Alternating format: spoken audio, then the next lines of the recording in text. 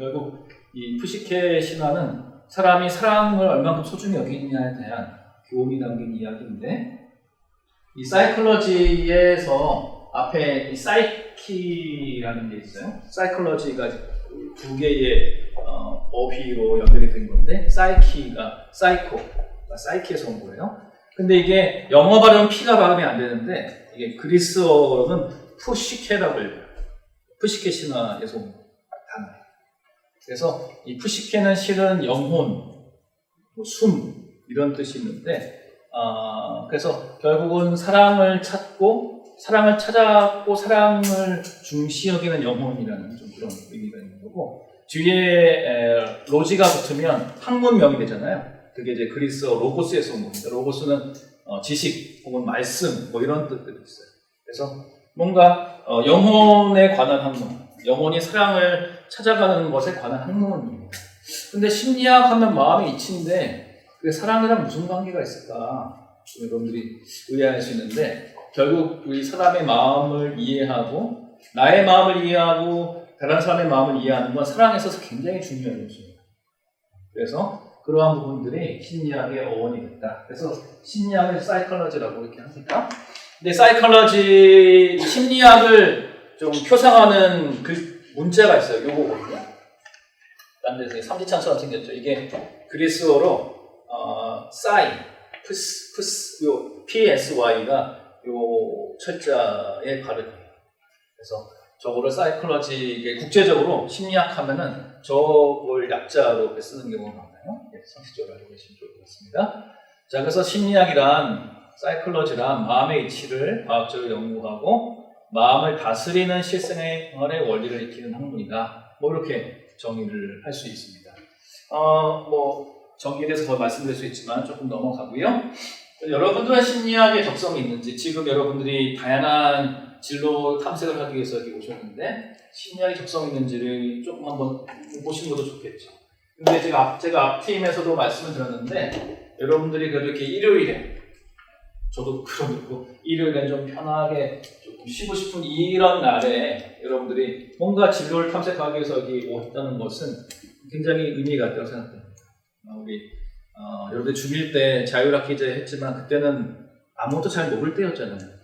실은 자율학기제가 이렇게 들어오게 된 배경은 북유럽 교육 시스템을 좀 우리가 본던 건데, 북유럽에서는 이 자율학기제가 도1, 도2 때예요. 진짜 진로를 탐색해야 돼요. 한국에서 그렇게 했다가 어떻게 될까? 난리가 났죠. 그 시간에 문제집을 한 페이지 더 풀지 이렇게 하면서 시험도 안 보고 과제 없고 오전 수업만 하고 나머지 시간 자기 진로를 도전해 볼 수 있는 시간을 주는 게 원래 그 북유럽 쪽 시스템이에요. 그렇게 하면 문화는 큰일이기 때문에 가장 피해가지고 중1 때 하는 거예요. 중1 때는 아직 초등학교 졸업하고 그냥 마냥 즐거울 때이기 때문에 이런 진로에 대해서 신중하게 생각할 준비가 좀 안 돼 있어요. 그때는 그냥 흥미만 찾으면 되는 시기인데 우리나라는 조금 그게 좀 아쉽습니다. 근데 여하튼 이렇게 여러분들이 진로를 탐색하는 건 굉장히 의미가 있어요. 왜냐하면 여러분들이 살아갈 세상은 여러분들의 할아버지 할머니와 아버지 어머니가 살아온 세상과 전혀 달라요. 그래서 부모님들이 막 이렇게 하시고 지도하시려고 하지만 실은 여러분들은 아무도 걸어보지 못한 길을 가고 있어요. 왜냐하면 여러분 할아버지 할머니들은 한 직장에 들어가면 은퇴할 때까지 일을 했어요. 평생 직장 개념을 했어요. 근데 여러분 아버지 어머니는 직장은 옮기지만 거의 한 직업, 물론 이제 우리나라 같은 경우 기업에서 일을 하다가 퇴사하고 자영업, 피자, 치킨, 카페 뭐 이런 거 창업을 많이들 하시지만 대체로 자신의 분야를 은퇴할 때까지는 유지를 해요. 그래서 평생 직업 세상을 사셨어요. 근데 여러분들은 시대가 너무 달라요. 과학이 너무 빨리 발전을 해요. 여러분들 스마트폰 바뀌는 거 보면 뭐 정신이 없죠. 막 아이폰도 새로 나온다고 하고 삼성은 이제 플립, 폴드 뭐 이런 거 나오고, 이제 아마 조금만 지나면 스마트워치 탁 누르면 이렇게 3차원으로 이렇게 펼쳐져 가지고 그렇게 되는 세상이 올 것 같아요. 저는 정말 어렸을 때 공상과학 영화에서 보던 것들이 하고 한 몇 년 지나면 하늘 날아다니는 자동차들이 많이 다니게 될 거예요. 그런 세상을 여러분들이 맞아요. 그래서 옛날 같으면 20년 걸리는 발전이 요즘엔 1년이면 이루어져요. 굉장히 빠르거든요. 그렇기 때문에 제가 예상하기로는 여러분들은 이제 평생 직장도 아니고 평생 직업도 아니고 한 10년이나 20년 한 번씩 직업이 바뀌는 세상을 살 것 같아요. 워낙 과학이 발전하니까. 그래서 그럴 거면은 직업을 계속 바뀐다고 굉장히 부담스러운 일인데 그걸 잘 적응하시려면 나를 잘 알아야 돼요. 내가 뭘 좋아하고 잘하는지를 알아야지 직업을 바꾸더라도 내가 나한테 맞는 것을 잘 선택해 나갈 수 있거든요. 그래서 자기 이해가 참 중요한데 요거 네 가지를 조금 기억하세요. 뭐 우리 심리학과 직접적으로 관련 없지만 여러분들이 진로에 대해서 나름 뭔가 관심이 있고 고민이 있기 때문에 여기 오셨고 고3 학생들도 있고 그런 거 보면 정말 이제 중요한 시점이 된 거잖아요. 그러니까 네 가지를 따져보셔야 돼요. 내가 좋아하는 거. 진로를 결정할 때 물론 우리나라의 시스템은 성적에 맞춰야 되는 시스템이 있는데 여러분들 이렇게 막 성적 맞춰서 서울대, 연고대 다 가잖아요. 그런데 그 서울대 간 학생들의 50%가 전공이 안 맞아요. 그럼 전공이 안 맞으면 오래 못해요. 그리고 그러니까 대학교 1학년, 2학년 때 방황을 많이 해요.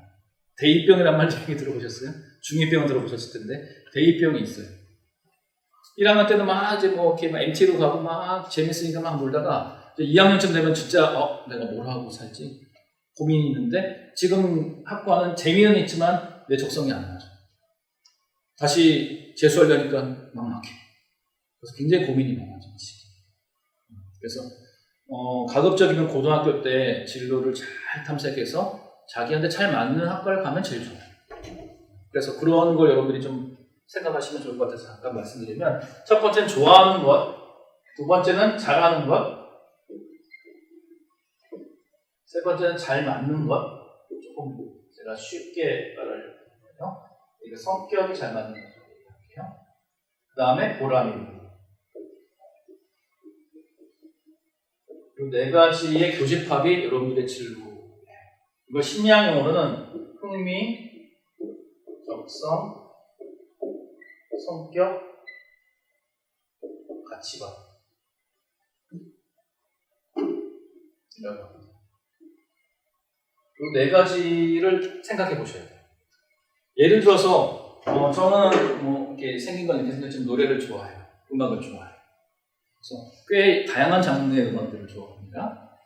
그런데 제가 음악은 좋아하지만 노래를 잘 못해요. 그럼 저는 가수를 하면 될까요? 안 될까요? 안 되죠. 그냥 음악을 취미로 가져가요. 근데 어떤 사람은 음악을 좋아하기도 하고 잘해. 그런데 성격이 무대 체질이 아니에요. 음악을 하려면 무대에 나가서 떨지 않고 이렇게 할 수 있어야 되잖아요. 근데 노래를 좋아하고 잘은 하는데 남들 앞에서 노래 부르면 자꾸 삑사리가 나고 막 틀려. 그러면 이 사람은 무대 체질이 아닐 수 있겠죠. 물론 훈련을 많이 하면 가능할 수 있겠지만 그래서 이런 사람들은 뭘 해야 될까? 가수가 아니라 음악과 관련된 다른 분야 뭐 프로듀서를 해도 되고 무대 기획을 해도 되고 작곡을 해도 되고 그렇게 해야겠죠. 근데 어떤 사람은 노래를 좋아하고 잘하고 무대 체질이에요. 성격이. 자, 그래서 가수로 활동을 해요. 아주 즐겁게 일을 합니다. 그런데 이게 가수로 살다 보면 연예인이 굉장히 좋아 보이지만 극히 성공 비율이 낮습니다. 아시죠? 아이돌을 그렇게 많이 연습을 해도 결국 성공하는 아이돌, 유명해진 아이돌은 극히 일부분이에요. 근데 그렇게 막 그 가수나 연예인들이 정신질환이 많아요. 왜냐하면 굉장히 그 감정의 기복을 많이 경험할 수밖에 없는 그 일의 환경이거든요. 멘탈이 강해야 돼요. 악플을 견딜 수 있어야 됩니다. 악플 견디는 거 굉장히 어렵습니다. 그래서 막 이제 노래를 좋아하고 잘하고 무대체질이 많아서 막 가수로 활동했는데 할수록 공허해져. 막 노래 부르고 공연할 때는 신나고 좋은데 그 관객들이 다 떠난 텅 빈 무대에 쓰레기만 굴러다니는 거기서 갑자기 내가 왜 살지? 내가 노래 부르는 게 무슨 의미가 있지? 막 이런 고민이 막 많아질 수 있어요. 근데 그렇게 하다가 어느 날 시골 학교에 홍보대사 뭐 이런 것 때문에 시골 학교에 초등학생들에게 노래를 가르쳐주는 봉사를 하게 됐어요. 그런데 그게 너무 좀 가르쳐주는 아이들이 다 금방금방 알아듣고 흡수하고 막 노래 부르는 걸 너무 즐거워하고 나도 아이들의 그런 순박한 모습에서 마음이 채워지는 거야. 무대에서 막 노래할 때는 마음이 자꾸 막 이렇게 우울해지고 그랬는데 아이들이 노래 부르는 걸 보니까 굉장히 좋은 거예요. 그래서 시골 학교를 다니면서 노래를 가르쳐주는 봉사활동을 하는 쪽으로 직업을 바꾸는 경우가 생길 수 있겠죠. 그겁니다. 여러분들이 좋아하는 것, 잘하는 것, 성격에 잘 맞는 것, 보람 있는 것, 이것의 교집합을 찾을 수 있어요. 좋아하는 건데 잘 못하면 그건 취미로 가져가요. 그렇죠? 좋아하고 잘하면 이제 진로에 가깝지만 그게 내 성격에 잘 맞는지를 봐요. 내가 내성적인지 외향적인지에 따라 다를 수 있고요. 성격에도 맞으면 그 다음에 내가 이 일을 통해서 어떤 보람을 느낄 수 있을까를 고민할 수 있어요. 그래서 그런 것들에 생각을 해보고 내가 진로를 정하면 제일 좋아요. 이런 것들은 혼자 해도 되지만 학교 상담 선생님이나 진로 지도 선생님이랑 이렇게 심리 검사도 해보시고 이렇게 해보시면 제일 좋아요.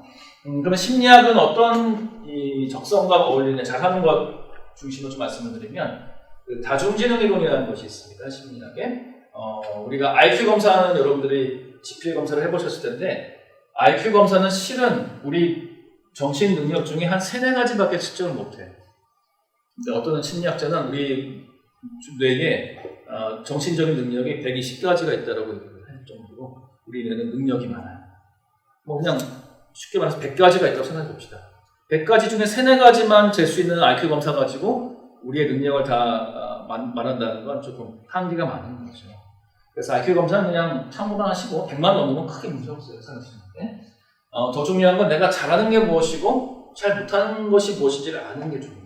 다중지능 이론이 그런 원리인데 사람은 누구나 다 잘하는 게 있고 못하는 게 있다. 이거예요. 특별히 잘하는 걸 한 3가지 정도 1, 2, 3위를 가지고 여러분의 진로를 찾으면 더 좋습니다.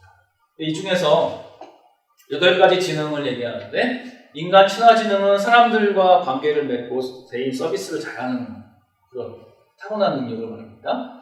자기 성찰지능이란 자기의 마음을 살펴보고 나를 돌아보고 뭔가 우리 인생의 지혜를 발견하고 싶어하는 것 그런 걸 잘하는 것이고 자연지능은 식물, 동물, 생태계를 좋아하는 것 공간지능은 뭐 도형, 그림, 지도입체, 건축이나 미술 쪽이에요. 음악지능은 뭐 음악, 작곡하고 뭐 연주하고 이런 능력들. 신체운동지능은 춤, 운동, 연기를 남보다 잘하는 거. 논리수학지능은 논리적인 사고가 체계적으로 잘하는 사람들. 언어지능은 글쓰기, 말하기를 남들보다 잘하는 거. 그래서 잘하는 건 뭐 아주 훌륭하게 잘하는 게 아니에요. 남들보다 빨리 익히고 조금 더 쉽게 잘하는 걸 강점이라고 얘기를 합니다. 여러분들은 뭐가 강점인가 한번 생각해 보실 필요가 있는데 심리학은 이 중에서도 이제 인간 친화지능 왜냐하면 심리학을 활용해서 사람에게 서비스하는 게 많기 때문에 대인 관계가 좀 좋으면 좋죠. 그다음에 자기 성찰, 마음을 분석하기 때문에 그다음에 언어 이렇게 말로 이걸 표현하기 때문에 이런 3가지 지능이 조금 관련성이 조금 더 높아요. 심리학 같은 경우는. 그다음에 논리수학지능이나 뭐 또 이런 자연지능도 좀 관련될 수 있고 왜냐하면 뇌 자체를 연구하는 경우도 있기 때문에 대체로 그렇습니다. 그러니까 분야마다 어떤 지능이 더 잘 맞는지가 좀 다를 수 있어요. 그래서 여러분들은 심리학에 대한 관심이 있으신데 적성에도 잘 맞는지를 한번 생각해 보시면 좋을 것 같아서 알려드렸습니다. 자, 그럼 심리학에는 어떤 분야가 있는가? 심리학이 생각보다 분야가 많습니다. 우리나라에 한국심리학회라는 학회가 있는데 우리나라에서 제일 큰 학회예요. 회원이 한 2-3만 명 돼요. 대체로 웬만한 학회들은 100명, 200명밖에 안 되거든요. 굉장히 큰 학회죠. 세계적으로도 심리학자들이 굉장히 많고요. 근데 한국심리학회 아래에 15개의 분과가 있어요. 분과학회. 산하학회라고 생각하시면 됩니다. 지금 이제 16번째가 생겨서 16개가 있는데 미국은 이 분과학회가 50에서 60개 사이 정도 돼요. 굉장히 세분화되어 있어요. 근데 이렇게 많은 학회들 중에 이제 우리 제가 몸담은 학과는 상담심리학이기 때문에 상담심리학회에 제일 가깝습니다. 이 분야마다 좀 달라요. 심리학의 매력이 뭐가 있냐면 심리학은 사람의 마음을 연구하고 이해하는 걸 노력하는 학문인데 실은 사람의 마음을 이해하는 게 거의 모든 분야에서 필요해요. 문학도 그렇고 미술도 그렇고 음악도 사람의 마음에 감동을 주는 음악을 만들려면 사람을 이해해야 되거든요. 사람을 이해하는 것을 다루지 않는 분야는 없어요. 그렇기 때문에 심리학은 거의 모든 분야와 접목이 되고 연결이 되고 융복합이 가능해요. 그래서 보시면 이 심리학회들이 대부분 심리학과 다른 분야가 이렇게 조인된 경우들이 많아요. 그래서 다양한 분야가 있는데 그래서 여러분들이 문과든 이과든 또 예체능이든 관계없이 심리학에 관심이 있고 사람의 마음을 분석하는 것 이런 것에 재능이 있으시면 그 다른 또 관심사들이 연결돼서 얼마든지 심리학과 연결시켜서 할 수 있습니다. 옛날에는 미술과 심리학은 전혀 관계가 없었어요. 근데 지금은 크로스하니까 미술 치료가 생겼어요. 옛날에는 원예학과 심리학이 전혀 관계가 없었어요. 크로스되니까 원예 치료가 생겼어요. 옛날에는 동물과 심리학은 전혀 관계가 없었어요. 물론 동물 실험을 했지만 지금은 결합되니까 동물 매개 치료를 하게 됐어요. 옛날에는 철학과 심리학은 인접 학문이지만 좀 관련이 없는데 요즘 철학자들이 조금 일자리가 많이 없다 보니까 심리학과 연결해서 철학 상담이라는 게 생겼어요. 거의 모든 분야와 크로스가 가능한 게 심리학입니다.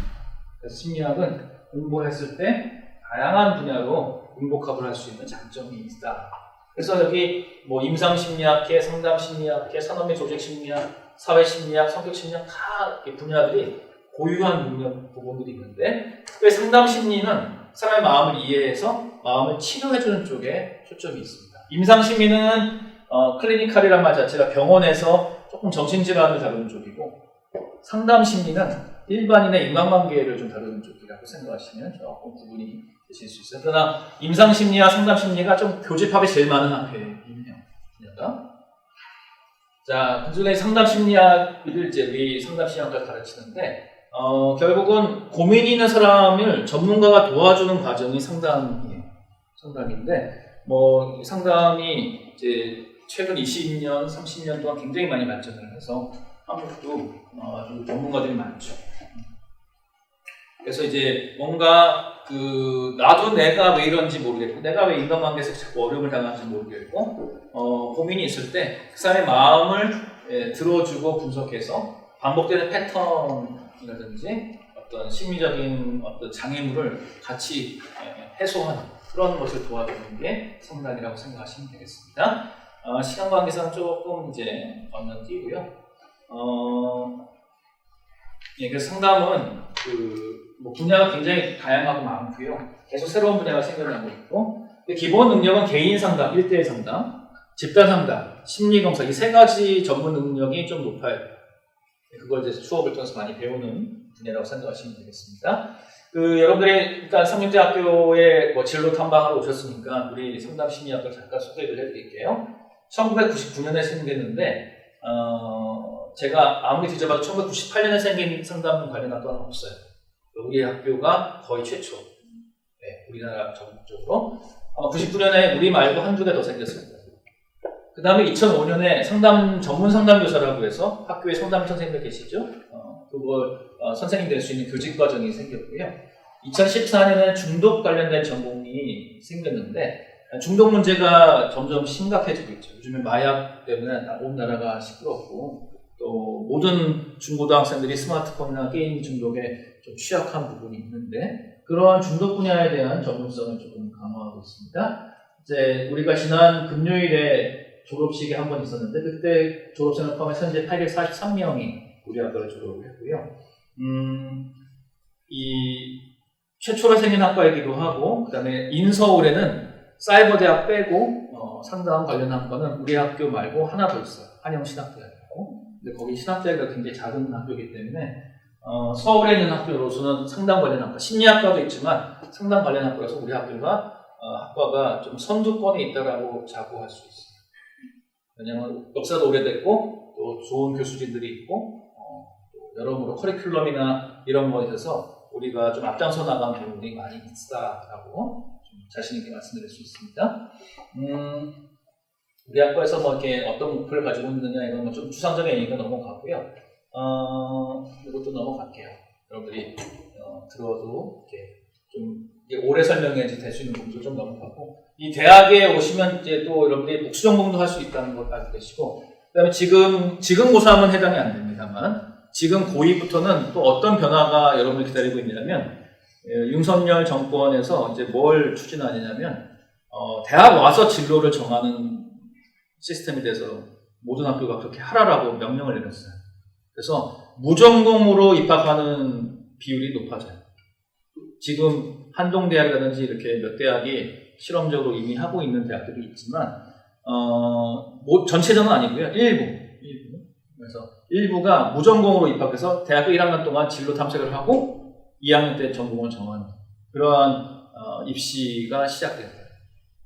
그러니까 워낙 고등학교 때 진로 탐색할 시간이 없고 여유가 없다 보니까 대학 와서 해라. 그리고 워낙 과학이 빨리 발달하기 때문에 이게 막상 공부해보면 또 다르다는 걸 알게 되면 방황하기 쉬우니까 대학 와서 충분히 또 고민해보고 이런저런 전공 들어보고 전공 정해라. 이렇게 하는 거죠. 장단점이 다 있지만 여하튼 하라고 하니까 이제 뭐 국가 정책이니까 그렇게 시작을 할 거예요. 그래서 그런 변화에도 여러분 조금 대비를 하시면 좋습니다. 그래서 영 전공을 내가 못 잡겠다 싶으면 무전공 그런 입시 전형으로 들어가시는 것도 좋은 방법이 될 수 있어요. 자, 그래서 우리가 1학년 때는 좀 개론 과목들, 심리학 개론부터 시작해서 개론 과목들 좀 듣고요. 2학년 때는 2학년과 3학년이 가장 중요한 과목을 많이 배웁니다. 상담에서 핵심적인 과목들을 좀 많이 배우는데 굉장히 다양한 커리큘럼이 있다는 것을 보여드리려고 이렇게 보여드리는 겁니다. 과목 하나하나 설명을 드릴 수는 없고, 그리고 이제 뭔가 과학 발전 때문에 좀 융합적인 과목들도 점점 생겨나고 있는데, 우리 상담 심리학과, 3대 상담 심리학과의 장점은 심리학 과목과 상담 관련된 과목이 좀 조화롭게 좀 많이 있다는 특징이 있어요. 다른 대학들은 심리학과는 상담 과목이 많지 않고요. 다른 상담학과들은 상담 과목만 좀 많고 심리학 과목이 좀 적은 특징이 있는데, 우리 학교는 좀 초창기부터 그 균형을 좀 많이 지향했기 때문에 커리큘럼이 괜찮다라고 말씀드릴 수 있습니다. 그 다음에 이제 뭐 수업 외에도 우리 학과 모임 같은 경우 우리 상담 심리학과는 선후배 관계가 굉장히 좋기로 유명합니다. 그 이유는 이제 상민대학 기독교 학교이기 때문에 채플을 일주일에 한 번씩 하는데, 채플 시간에 우리 학과만 모여서 해요. 다른 과들은 그냥 다 같이 모여서 하는데 우리는 우리 과끼리만 모여서 우리 학과 고유의 전공을 살린 프로그램을 많이 진행합니다. 그래서 선후배 관계가 굉장히 좋고요. 그 다음에 학과 동아리가 꽤 많은 편입니다.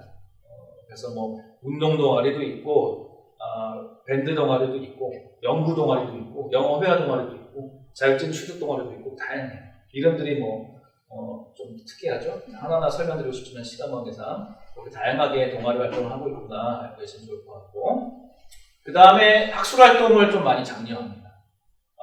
특별히 이 심리학을 전문가가 되려면 석사까지는 공부를 해야 돼요. 석사를 공부하려면 연구 능력이 중요하기 때문에 논문 쓰는 훈련을 합니다. 그래서 지난주에 우리 한국심리학회가 1년에 한 번씩 여름에 가장 큰 연합학회를 개최하는데, 거기서 이제 우리 학부생들이 논문 발표를, 포스터 발표라고 해서 저렇게 큰 포스터에다가 논문 결과를 이렇게 인쇄해가지고 발표하는 그런 걸 했어요. 우리 학교에서 3팀이 나갔는데 아주 흥미로운 주제들, 모쏠에 대한 것, AI에 대한 것, 이런 것들 연구를 했는데 아주 재밌는 연구를 했습니다. 그 다음에 이제 우리가 내년부터는 해외 학술 대회에 교수님들이 학생들을 좀 데리고 가려고 계획하고 있어요. 그래서 이런 여러 가지 다양한 경험을 할 수 있고, 또 이제 그 대학생 되면 해외 봉사 같은 거 나가고 싶어 하시잖아요. 해외 봉사대도 우리가 매년 대부분 이제 동남아시아 쪽으로 가는데 또 기회가 되면 다른 지역도 갈 수 있고요. 그래서 교육 봉사를 합니다. 교육이나 심리학 관련된 컨텐츠로 봉사를 하는 그런 계획들도 있다고 말씀드립니다. 그럼 졸업 후에 진로는 어떤가요? 크게 3방향입니다. 아까 말씀드린 것처럼 심리학 공부한 다음에 전문가가 되고 싶으면 대학원까지 가요. 그래서 대학원 진학하는 쪽으로 뭐 유학을 갈 수도 있고 국내 대학원을 갈 수도 있고, 대학원이 크게 3가지 종류가 있어요. 한국에는 일반 대학원, 특수대학원, 전문대학원이 있는데, 전문대학원은 숫자가 거의 없고요. 일반 대학원과 특수대학원, 일반 대학원은 학자를 키우는 코스라고 생각하시면 됩니다. 석사, 박사. 특수대학원은 직장 다니는 사람이 저녁에 야간에 공부해서 석사를 따는 대학원이라고 생각하시면 돼요.